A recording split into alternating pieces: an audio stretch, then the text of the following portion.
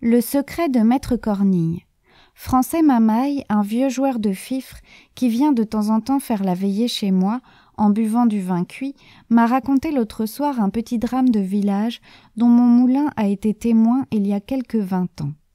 Le récit du bonhomme m'a touché et je vais essayer de vous le redire tel que je l'ai entendu. Imaginez-vous pour un moment, cher lecteur, que vous êtes assis devant un pot de vin tout parfumé et que c'est un vieux joueur de fifre qui vous parle. Notre pays, mon bon monsieur, n'a pas toujours été un endroit mort et sans refrain comme il est aujourd'hui. Auparavant, il s'y faisait un grand commerce de meuneries et 10 lieues à la ronde, les gens des mâts nous apportaient leur blé à moudre. Tout autour du village, les collines étaient couvertes de moulins à vent. De droite et de gauche, on ne voyait que des ailes qui viraient au mistral par-dessus les pins, des ribambelles de petits ânes chargés de sacs, montant et dévalant le long des chemins. Et toute la semaine, c'était plaisir d'entendre sur la hauteur le bruit des fouets, le craquement de la toile et le « dia-hu » des aides-meuniers. Le dimanche, nous allions au moulin par bande. Là-haut, les meuniers payaient le muscat. Les meunières étaient belles comme des reines, avec leurs fichus de dentelle et leurs croix d'or. Moi, j'apportais mon fifre, et jusqu'à la noire nuit, on dansait des farandoles. Ces moulins-là, voyez-vous, faisaient la joie et la richesse de notre pays. Malheureusement, des Français de Paris eurent l'idée d'établir une minoterie à vapeur sur la route de Tarascon. Tout beau, tout nouveau. Les gens prirent l'habitude d'envoyer leur blé aux minotiers, et les pauvres moulins à vent restèrent sans ouvrage. Pendant quelque temps, ils essayèrent de lutter, mais la vapeur fut la plus forte, et l'un après l'autre pécaïrent. Ils furent tous obligés de fermer.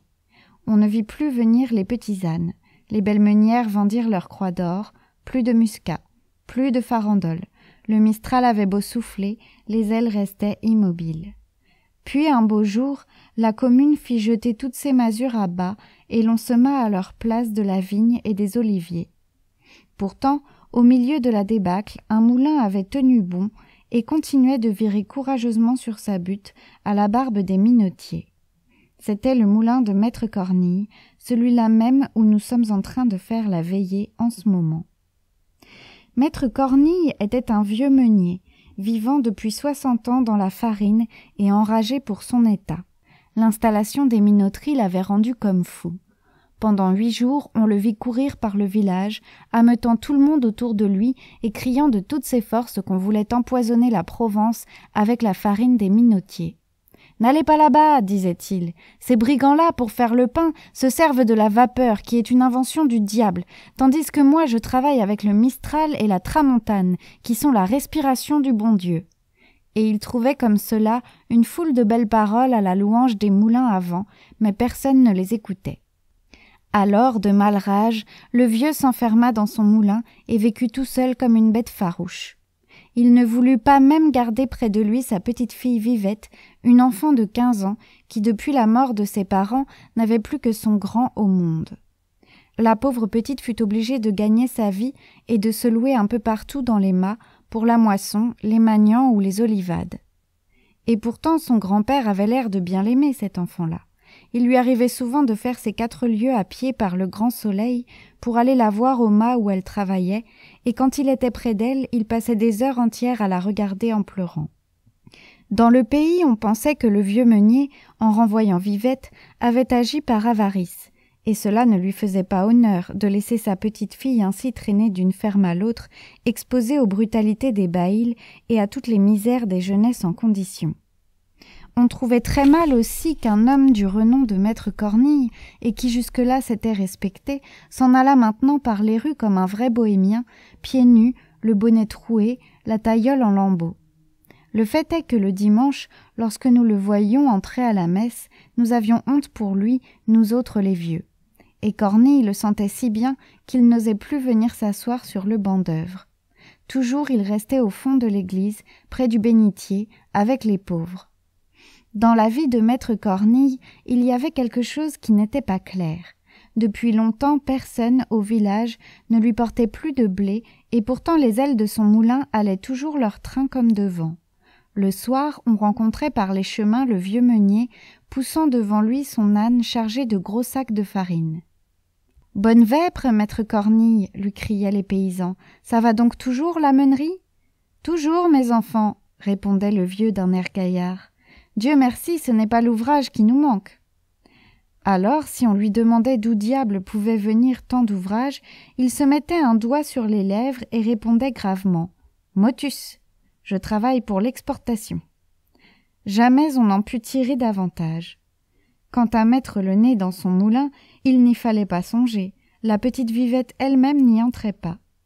Lorsqu'on passait devant, on voyait la porte toujours fermée, les grosses ailes toujours en mouvement, le vieil âne broutant le gazon de la plate-forme et un grand chat maigre qui prenait le soleil sur le rebord de la fenêtre et vous regardait d'un air méchant. Tout cela sentait le mystère et faisait beaucoup jaser le monde. Chacun expliquait à sa façon le secret de Maître Cornille, mais le bruit général était qu'il y avait dans ce moulin-là encore plus de sacs d'écus que de sacs de farine. À la longue, pourtant, tout se découvrit. Voici comment. En faisant danser la jeunesse avec mon fifre, je m'aperçus un beau jour que l'aîné de mes garçons et la petite Vivette s'étaient rendus amoureux l'un de l'autre. Au fond, je n'en fus pas fâchée, parce qu'après tout, le nom de Cornille était en honneur chez nous. Et puis ce joli petit passereau de Vivette m'aurait fait plaisir à voir trotter dans ma maison. Seulement, comme nos amoureux avaient souvent occasion d'être ensemble, je voulus, de peur d'accident, régler l'affaire tout de suite, et je montai jusqu'au moulin pour en toucher 2 mots au grand-père. Ah, le vieux sorcier, il faut voir de quelle manière il me reçut. Impossible de lui faire ouvrir sa porte. Je lui expliquai mes raisons tant bien que mal à travers le trou de la serrure. Et tout le temps que je parlais, il y avait ce coquin de chat maigre qui soufflait comme un diable au-dessus de ma tête. Le vieux ne me donna pas le temps de finir et me cria fort malhonnêtement de retourner à ma flûte, que si j'étais pressée de marier mon garçon, je pouvais bien aller chercher des filles à la minoterie. Pensez que le sang me montait d'entendre ces mauvaises paroles, mais j'eus tout de même assez de sagesse pour me contenir, et laissant ce vieux fou à sa meule, je revins annoncer aux enfants ma déconvenue. Ces pauvres agneaux ne pouvaient pas y croire. Ils me demandèrent comme une grâce de monter tous 2 ensemble au moulin pour parler au grand-père. Je n'eus pas le courage de refuser, et pout, voilà mes amoureux partis. Tout juste comme ils arrivaient là-haut, Maître Cornille venait de sortir. La porte était fermée à double tour, mais le vieux bonhomme, en partant, avait laissé son échelle dehors, et tout de suite l'idée vint aux enfants d'entrer par la fenêtre, voir un peu ce qu'il y avait dans ce fameux moulin. Chose singulière, la chambre de la meule était vide. Pas un sac, pas un grain de blé, pas la moindre farine au mur ni sur les toiles d'araignée. On ne sentait pas même cette bonne odeur chaude de froment écrasé qui embaume dans les moulins. L'arbre de couche était couvert de poussière et le grand chat maigre dormait dessus.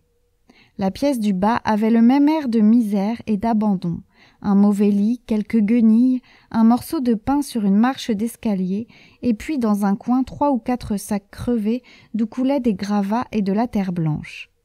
C'était là le secret de Maître Cornille. C'était ce plâtras qu'il promenait le soir par les routes pour sauver l'honneur du moulin et faire croire qu'on y faisait de la farine. Pauvre moulin, pauvre Cornille. Depuis longtemps les minotiers leur avaient enlevé leur dernière pratique. Les ailes viraient toujours, mais la meule tournait à vide. Les enfants revinrent, tout en larmes, me conter ce qu'ils avaient vu. J'eus le cœur crevé de les entendre. Sans perdre une minute, je courus chez les voisins, je leur dis la chose en 2 mots, et nous convînmes qu'il fallait, sur l'heure, porter au moulin de Cornille tout ce qu'il y avait de froment dans les maisons. Sitôt dit, sitôt fait. Tout le village se met en route, et nous arrivons là-haut avec une procession d'ânes chargés de blé, du vrai blé celui-là. Le moulin était grand ouvert. Devant la porte, Maître Cornille, assis sur un sac de plâtre, pleurait, la tête dans ses mains. Il venait de s'apercevoir en rentrant que pendant son absence on avait pénétré chez lui et surpris son triste secret. « Pauvre de moi, disait-il, maintenant je n'ai plus qu'à mourir, le moulin est déshonoré. » Et il sanglotait à fendre l'âme, appelant son moulin par toutes sortes de noms, lui parlant comme à une personne véritable. À ce moment, les ânes arrivent sur la plate-forme et nous nous mettons tous à crier bien fort comme au beau temps des meuniers « Ohé, du moulin! Ohé, Maître Cornille !»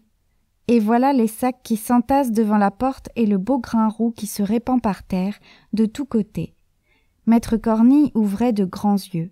Il avait pris du blé dans le creux de sa vieille main, et il disait, riant et pleurant à la fois, « C'est du blé, Seigneur Dieu, du bon blé, laissez-moi que je le regarde. » Puis, se tournant vers nous, « Ah, je savais bien que vous me reviendriez, tous ces minotiers sont des voleurs. » Nous voulions l'emporter en triomphe au village.